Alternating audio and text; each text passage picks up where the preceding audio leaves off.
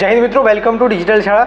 દોસ્તો, તમારી ધોરણ 10ની અને 12ની જે બોર્ડની પરીક્ષા છે એ પૂરી થઈ ગઈ અને વેકેશન પણ શરૂ થઈ ગયું છે અને વેકેશન સરસ મજાનું તમારું ચાલી રહ્યું છે। તો હવે દરેક વિદ્યાર્થીના મનની અંદર એક ક્વેશ્ચન ઊભો થાય કે અમારી બોર્ડની પરીક્ષા તો પૂરી થઈ ગઈ, હવે રિઝલ્ટ ક્યારે આવશે?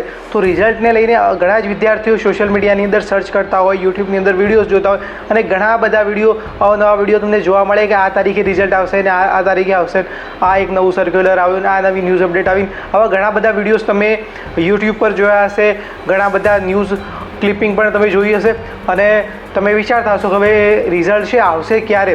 તો આપણે આજે રિઝલ્ટ વિશે જ વાત કરવાના છીએ કે રિઝલ્ટ ક્યારે આવશે અથવા લેટ થશે તો કયા કારણોસર લેટ થશે, આ પાછળની સંપૂર્ણ માહિતી એક ન્યૂઝ અપડેટ સાથે પણ જોઈશું। તો ચાલો શરૂ કરીએ આજનો વિડીયો। તો જે આપણે ગુજરાત બોર્ડ છે એના દ્વારા જે બોર્ડના પેપર ચકાસણીની સંપૂર્ણ પ્રક્રિયા છે એ તો સંપૂર્ણ પૂરી થઈ ચૂકી છે, પણ હવે જે વિદ્યાર્થીઓનું પરિણામ તૈયાર કરવાનું છે એ પ્રક્રિયા ચાલુ રહી છે। તો એની અંદર એક પ્રોબ્લેમ આવ્યો છે કે જે વિદ્યાર્થીઓ પરીક્ષાની અંદર ગેરરીતિ એટલે કે ચોરી કરતા પકડાણા છે તો એમની સાથે હવે શું કરવું, એના માટે ગુજરાત બોર્ડ છે એ ગુજરાત બોર્ડની કમિટીની બેઠક થશે, એટલે કે એમની મિટિંગ થશે, એની અંદર નિર્ણય લેવામાં આવશે એમના પરિણામ વિશે। તો એ પરિણામની બેઠક કરવા માટે હવે અત્યારે સંપૂર્ણ ભારતભરની અંદર લોકસભાનું ઇલેક્શન ચાલી રહ્યું છે। લોકસભા ઇલેક્શનના કારણે આદર્શ આચારસંહિતા છે એ સંપૂર્ણ દેશની અંદર લાગુ છે, એની અંદર આ બધી મિટિંગ્સને બધું કરવું હોય તો એના માટે જે હવે ગુજરાત બોર્ડ છે, ગુજરાત બોર્ડને ઇલેક્શન કમિશન ઓફ ઇન્ડિયા કે ઇલેક્શન કમિશન ઓફ ગુજરાત એટલે કે ચૂંટણી પંચની એમને પરવાનગી લેવી પડે। તો આ પરવાનગી લેવા માટે એમને લેખિત પરવાનગી માટે એપ્લાય કરી દીધું છે। હવે આ મિટિંગ કરવા માટેની પરવાનગી એમને મળી જશે એટલે મિટિંગ થશે અને મિટિંગ પછી નક્કી થશે કે આ જે સંપૂર્ણ પ્રક્રિયા દરમિયાન જે ગેરરીતિ કરતા વિદ્યાર્થીઓ પકડાણા છે તો એમની સાથે એમના પરિણામ વિશે શું કરવું એની પણ સંપૂર્ણ જે પણ પગલાં લેવાના હશે એ લેવામાં આવશે અને એના પછી બધા જ વિદ્યાર્થીઓની સાથે એમનું પરિણામ છે એ જાહેર કરવામાં આવશે। તો આના કારણે જે આદર્શ આચારસંહિતા લાગુ છે, ચૂંટણી પંચની મિટિંગ્સ માટે જે પણ પરવાનગી લેવાની છે અને સંપૂર્ણ દેશભરની અંદર લોકસભાના ઇલેક્શન ચાલુ છે અને સંપૂર્ણ દેશની અંદર જે આ લોકસભાનું ઇલેક્શન છે એના માટેની આચારસંહિતા છે એના કારણે આ થોડું વિલંબ થઈ શકે છે। તો આવું ન્યૂઝ અપડેટની અંદર જણાવવામાં આવ્યું છે। તો હવે આપણે જોઈએ કે રિઝલ્ટ આવશે તો આવશે ક્યારે, લેટ થશે તો કેટલું લેટ થશે?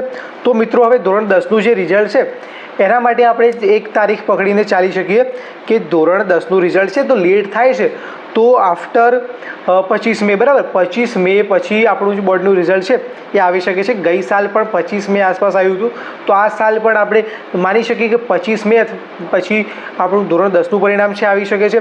અને ધોરણ 12ની અંદર વિજ્ઞાન પ્રવાહની અંદર જે એડમિશન પ્રોસેસ છે એ ખૂબ જ જલ્દી કરવાની હોય છે, કારણ કે ગુજસેટ પછી જે પણ અલગ અલગ જગ્યાએ BHMSની અંદર કે પછી અલગ અલગ એન્જિનિયરિંગની અંદર એડમિશન પ્રોસેસ થતી હોય, ECPC વગેરે, તો એની અંદર આ જે રિઝલ્ટ છે એ પહેલાં આવવું જોઈએ।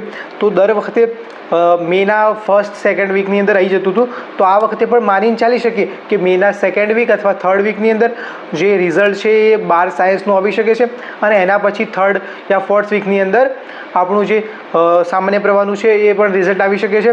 તો આ માનીને ચાલી શકીએ છીએ, અથવા લેટ થાય તો પછી ગમે તેટલું લેટ થશે તો ધોરણ 10નું જે પરિણામ છે એ 10th મેથી પહેલાં જ આવી જશે, કારણ કે પછી તો બહુ સ્કૂલો પણ ખુલે છે એટલે એડમિશન પ્રોસેસ વગેરે કરવાનું હોય તો 10 જૂનથી પહેલાં બધાનું રિઝલ્ટ છે એ આવી જશે, બરાબર। તો આ એક વાત છે, તમે સમજીને ચાલી શકો છો। બાકી ઘણા બધા તમને સોશિયલ મીડિયાની અંદર ન્યૂઝ જોવા મળશે અને યુટ્યુબમાં ઘણા બધા વિડીયોઝ પણ જોવા મળશે, તો એ બધા વિડીયોઝની અંદર પાછળ તમારો ટાઈમ વેસ્ટ કરવાની જરૂર છે નહીં। જે પણ ઓફિશિયલ અપડેટ હશે ગુજરાત બોર્ડની આ વેબસાઇટ છે www.gseb.org, આની ઉપર તમને જણાવવામાં આવશે, અથવા ટ્વિટરમાં તમે જોશો તો ડૉક્ટર કુબેર ડિંડોર છે આપણા શિક્ષણ મંત્રી, એમના દ્વારા તમને માહિતી આપવામાં આવશે અને આપણી આ ચેનલ ઉપર તમને વિડીયો દ્વારા માહિતી આપવામાં આવશે। તો તમે બીજા ઘણા બધા સોશિયલ મીડિયા પર ટાઈમ વેસ્ટ કર્યા વગર તમે જે પણ વેકેશન એન્જોય કરતા હો તો એન્જોય કરવાનું ચાલુ રાખો અને જ્યારે પણ અપડેટ આવશે ત્યારે આપણી ચેનલ ઉપર તમને મળી જશે। આશા રાખું છું વિડીયો તમને પસંદ આવ્યો છે, પસંદ આવ્યો તો લાઇક કરો, શેર કરો અને ચેનલને સબસ્ક્રાઈબ કરી અને કમેન્ટ બોક્સની અંદર જણાવજો વિડીયો કેવો લાગ્યો। ફરી મળીએ નવા વિડીયો સાથે। જય હિન્દ, વંદે માતરમ।